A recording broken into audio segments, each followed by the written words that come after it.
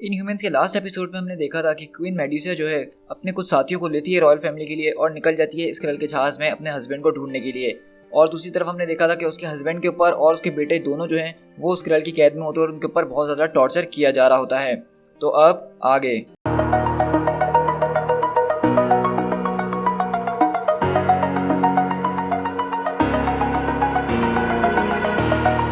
over the edge, feel like I'm floating through the air. The pain I felt is paid for, all is said and done. Oh, I am restricted, fixed upon the web. I need to kick the habit that my mind is breathing in. Break out, I've got to see. Spent all my life holding all of it closely. I played it innocent, a feel of discontent. I'm finally facing it all, fearless.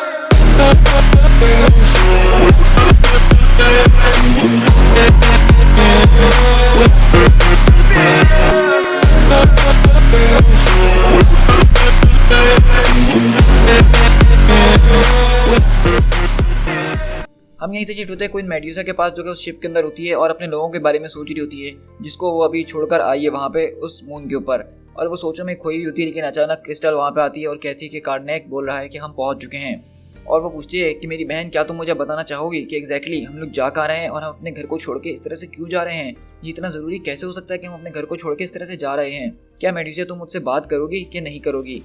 वहीं पे Medusa कहती है मैं black bolt की तरह rule करने की कोशिश कर रही हूँ, साइलेंट लेकिन इफेक्टिव, लेकिन ये जितना मैंने सोचा था उससे ज़्यादा मुश्किल लग रहा है। क्रिस्टल बोलती है कि अगर ब्लैक बोर्ड आज यहाँ पे होता तो वो कभी भी अपने लोगों को इस तरह से छोड़ के नहीं जाता जिस तरह से ये तुम कर रही हो। मेडुसा बोलती है कि बिल्कुल, और मुझसे ज़्यादा मेरे हस्बैंड को कोई और नहीं जानता है। ब्लैक एगॉन कभी भी इस तरह नहीं करता, वो अपने लोगों को सबसे पहले लेता। और इस वक्त जो हूँ मैं भी उसी को आज़ाद करने, उसको रेस्क्यू करने के बारे में सोच रही हूँ। और साथ में हम इस स्क्रल प्रॉब्लम से भी हमें निपटना है, तो इसीलिए हमें कुछ मुश्किल कदम आज उठाने होंगे। क्रिस्टल बोलती कि वाकई में आपको लग रहा है सिस्टर कि आप अपने दिमाग की नहीं बल्कि यहाँ दिल की सोच रही हैं। वो बोलती कि मैं इस बारे में कैसे जान सकी हूँ, क्योंकि आज तक मैंने सिर्फ ब्लैक बोल्ट के ऑर्डर्स को ट्रांसलेट किया है, कभी किसी को कोई ऑर्डर्स दिए नहीं है, तो ये मेरे लिए भी थोड़ा मुश्किल है जितना तुम्हारे लिए है। क्रिस्टल बोलती कि ठीक है क्वीन, फिर आप जैसा चाहें हम वैसा ही करेंगे। क्वीन बोलती कि बिल्कुल, मैं इसी की उम्मीद करती हूँ तुमसे। और कार्डनेक बताओ कि तुम्हारे पास क्या खबर है। कार्डनेक बोलता है कि हम लोग कोऑर्डिनेट्स मुताबिक तो पहुंच चुके हैं, लेकिन यहाँ रास्ते में कुछ बैरियर्स नज़र आ रहे हैं, मुझे लग रहा है कि ये एक गलत लोकेशन है।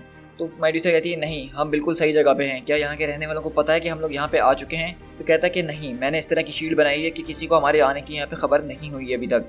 तो बोलती कि बहुत बढ़िया कज़न।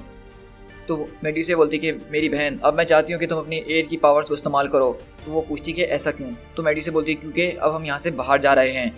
और बेसिकली हम लोग देखते हैं कि मेडुसा उन लोगों को लेती है और स्पेस में आगे बढ़ती है, जहाँ पे क्रिस्टल ने अपनी एयर की पावर से उनके चारों तरफ एक एयर बबल बना दिया होता है ताकि वो लोग इसमें सांस ले सकें। और अगले पल हम देखते हैं कि उनकी तरफ अटैक होता है, जिसको कार्डनेक और गोर्गन रोकते हैं।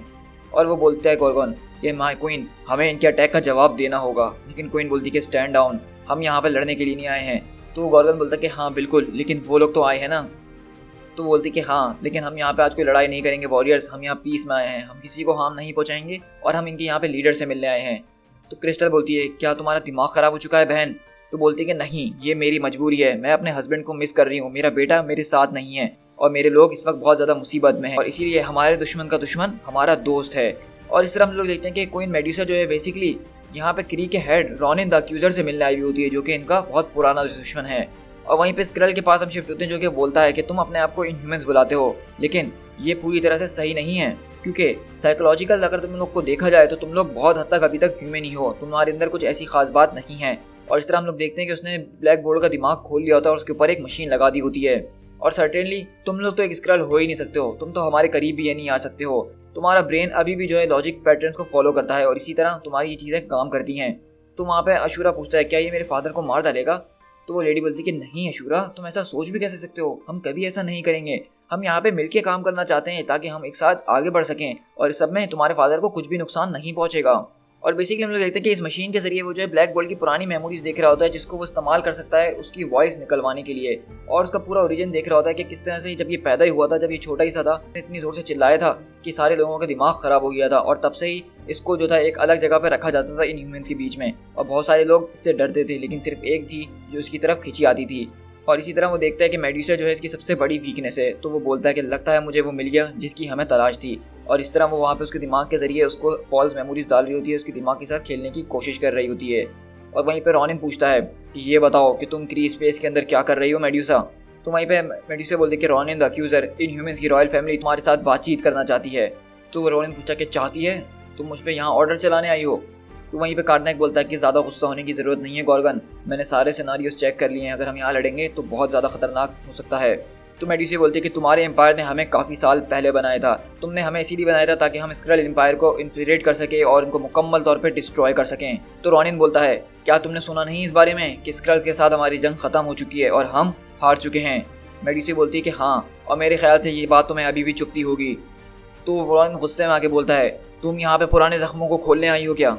तो बोलती कि नहीं, मेरा मकसद ये नहीं था, बल्कि मैं चाहती हूँ कि हम लोग एक साथ मिल जाएं और तुम्हारी सदियों पुरानी जंग को हम लोग मिलके एक साथ लड़ें, जैसा कि ये डेस्टिन था कि क्री और ह्यूमंस एक साथ स्क्रल को ख़त्म करेंगे। तो रॉनिन कहता है लेकिन मैं तुम्हारी बात पे क्यों भरोसा करूँ। तो बोलती है कि तुम्हें मेरी बात पे भरोसा करना ही होगा, हमें स्क्रल्स को हराना लाजमी है, क्योंकि उनके पास मेरा हस्बैंड मेरा बेटा है और मैं किसी भी हद तक जा सकती हूँ उनको हराने के लिए, उनको ख़त्म करने के लिए। तो रॉनिन बोलता है कि लेकिन तुम्हारे हस्बैंड ने इस बात को क्लियर कर दिया था कि इन ह्यूमंस और क्री अब से अपने अपने रास्ते पे जाएंगे और हम लोग एक दूसरे में कभी इंटरफेयर्स नहीं करेंगे। तो मेडुसा बोलती है कि अब मेरा हस्बैंड इंचार्ज नहीं है बल्कि मैं हूँ, अब सारे ऑर्डर्स मैं चलाती हूँ और मुझे अपने हस्बैंड को ढूंढना होगा। और मैं अपने हस्बैंड को जानती हूँ कि अगर वो भी इस सिचुएशन में होता तो वो भी कुछ ऐसे ही एक्शन उठाता, ऐसे ही कदम लेता।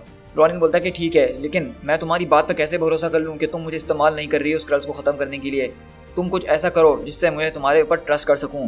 तो मेडुसा बोलती है कि ठीक है, तुम बताओ कि तुम मुझसे क्या चाहते हो उसके बदले। तो रॉनिन वहाँ पे क्रिस्टल की तरफ देखता है और बोलता है कि ये मुझे तुम्हारी बहन चाहिए, ये मेरी दुल्हन बनेगी। तो क्रिस्टल बोलती है हाँ, तुम्हारे ख्वाबों में। लेकिन मेडुसा बोलती है कि खामोश मेरी बहन, तुम्हारी सारी शर्तें मुझे मंजूर हैं। और इस तरह बेसिकली देखते हैं कि मेडुसा ने यहाँ पर क्रिस्टल का एक तरह से सौदा कर दिया होता है रॉनिन द अक्यूजर से। और वहीं पर इस तरह हम लोग देखते हैं कि 10 मिनट्स के बाद वो लोग जब अपनी शिप के अंदर वापसी आते हैं तो वहीं पर ट्राइगन बोलता है कि तुम्हें ये सब करने की ज़रूरत नहीं है क्रिस्टल। तो वो बोलती है कि हाँ, मैं जानती हूँ, लेकिन कार्डनैक जब तक तुम्हारा ब्रीथिंग एपरेटस सही ना कर दे तो मुझे तुम्हारी इसी तरह से मदद तो करनी होगी ही ना। तो ट्राइगन बोलता है कि मैं इस बारे में बात नहीं कर रहा हूँ, जो बाहर हुआ है मैं उसके बारे में बात कर रहा हूँ, तुम्हें ये सब करने की कोई ज़रूरत नहीं है, रॉनिन के साथ तुम शादी नहीं कर सकती हो। तो वो बोलती कि हाँ, मैं भी कभी इससे शादी करना नहीं चाहती हूँ, लेकिन वहाँ पर मुझे बोलने का मौका ही कहाँ दिया गया, और मेरी बहन उसको आज ना जाने क्या हो गया है।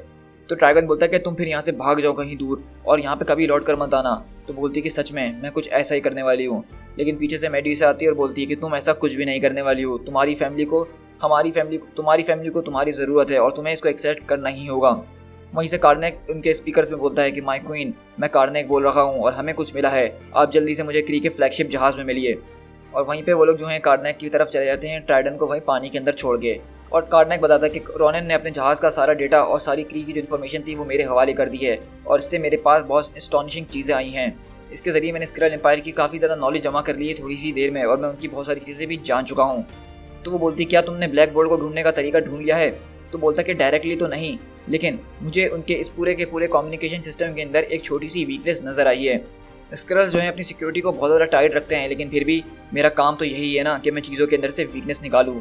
लेकिन मैं आपको बताता चलूँ कि माय क्वीन, ये इतना आसान नहीं है, ये ज़रा कॉम्प्लिकेटेड हो सकता है। रॉनिन बोलता कि ये स्क्रल के लोग बहुत ज़्यादा शक्की और वहमी किस्म के होते हैं, इनके कम्युनिकेशन सिस्टम्स को हैक करना नामुमकिन सी बात है। जब भी हम कोशिश करते हैं तो वो लोग इसका पता लगा लेते हैं और उसको चेंज कर देते हैं, ये इतनी जल्दी हो नहीं सकता। तो कार्डनैक बोलता कि कभी तुमने मेरी नज़र से देखने की कोशिश नहीं करी, अगर तुम बड़ी पिक्चर की तरफ देखोगे तो तुम्हें इसके अंदर 3 वीकनेस नज़र आएंगी। तो मेडुसा बोलती कि खैर, हमें सिर्फ इस वक्त उनकी एक ही वीकनेस चाहिए, तो क्या तुम कुछ कर सकते हो। तो बोलता कि नहीं आप मेरी बात नहीं समझ रही हैं, हमें इनकी तीनों वीकनेसेस को एक साथ हासिल करना होगा और उनको हथियाना होगा, हमें जो है इनको डिवाइड और कॉन्क्योर करना होगा।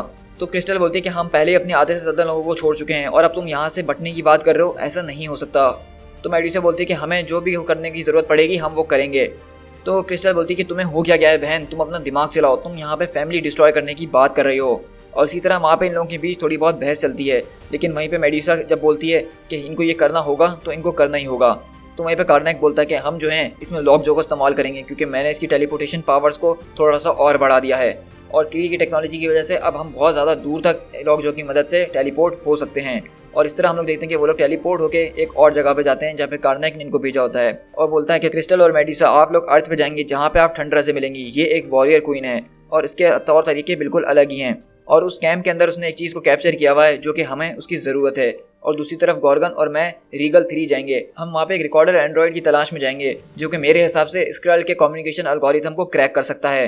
और दूसरी तरफ हमारा भाई ट्राइडन वो सबसे मुश्किल काम करने वाला है और सबसे ज़रूरी, क्योंकि मैं इसको पिलागिया के एक प्लेनेट पे भेज रहा हूँ जो कि सिर्फ पानी ही पानी है। टंड्रा और उसकी फीमेल औरतें जो हैं उन लोगों ने शील्ड के कुछ कम्युनिकेशन ऑफिसर्स को पकड़ा हुआ है।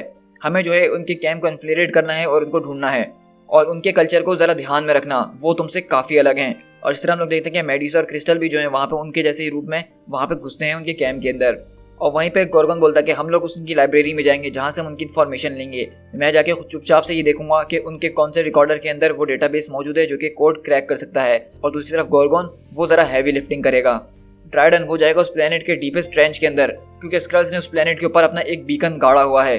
और इस तरह हम देखते हैं कि उस प्लेनेट के ऊपर उस ट्राइडन जैसे ही सारे लोग होते हैं जो कि इस प्लेनेट पे रहने वाले हैं क्योंकि ये प्लेनेट बेसिकली पूरा पानी का ही बना हुआ है। और वो उसमें से एक लड़की आके पूछती है कि तुम यहाँ पे कर क्या रहे हो, और इस तरह उसको यहाँ पे वो बीकन ढूंढना है। हम यहाँ से रीगल 3 पे शिफ्ट होते हैं जहाँ पे कार्नाक और गॉर्गन जो है यहाँ पे तलाश कर रहे होते हैं कि वो कौन सा रिकॉर्डर एंड्रॉइड है जिसके अंदर उनके कोड्स मौजूद हैं जिससे उसको क्रैक कर सकें। और दूसरी तरफ अर्थ के ऊपर हम देखते हैं कि मेडुसा और क्रिस्टल यहाँ पे होते हैं और वो बोलती है क्या तुम यहाँ पे कोई बात करने वाली हो। तो वहीं पे क्रिस्टल बोलती है कि अब मैं भी जो हूँ ब्लैक बोल्ट की तरह एक्ट करने की कोशिश कर रही हूँ, बिल्कुल खामोश और होशियार जैसा कि मेरी क्वीन कर रही है। लेकिन मेडुसा वहीं पे उसको चमाट मारती है और बोलती है कि बस बहुत हो गया लिटिल गर्ल, मैं जब से तुम्हारी ये चीज़ें बर्दाश्त कर रही हूँ। तुम अर्थलिंक के साथ रह के बहुत ज़्यादा बदल चुकी हो और तुमने एक आउटसाइडर से शादी करी, हमने तुम्हें तब भी अलाउ करा। तुम ह्यूमन को अपने ह्यूमन से ज़्यादा प्रायोरिटी देती रही, हमने तब भी बर्दाश्त करा। लेकिन अब तुम्हें बड़ा होना पड़ेगा, तुम्हें अपनी फैमिली को देखना पड़ेगा। ये सब चीज़ें दूसरी चीज़ें हैं, अब तुम्हें जो है बड़ा होना पड़ेगा। ये बच्चों वाली हरकतें मेरे सामने करना बंद कर दो।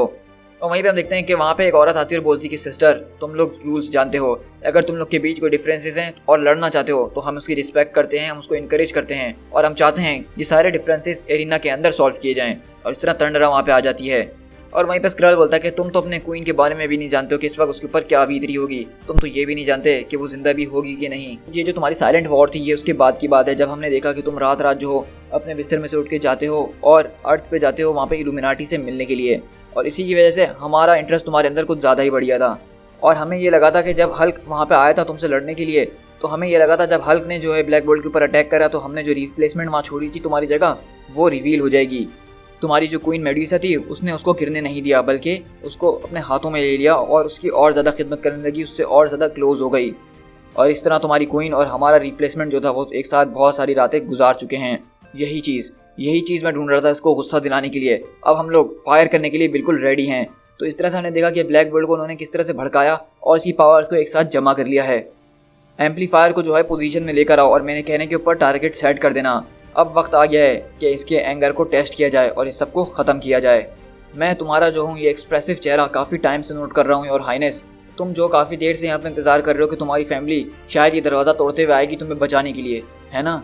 ठीक कहा ना मैंने? लेकिन मेरे ख्याल से तुमने जो है उनके ऊपर कुछ ज़्यादा ही उम्मीदें लगा ली हैं। आज यहाँ पे बचाने के लिए तुम्हें कोई नहीं आएगा और ना ही तुम्हारे लोगों को बचाने के लिए कोई आएगा, क्योंकि इस तरह से हम देख रहे हो तो वहाँ पे ट्राइडन, कार्नाक, गॉर्गन और क्वीन मेडुसा और क्रिस्टल सब जो हैं अपनी अपनी मुसीबतों में फंस गए होते हैं।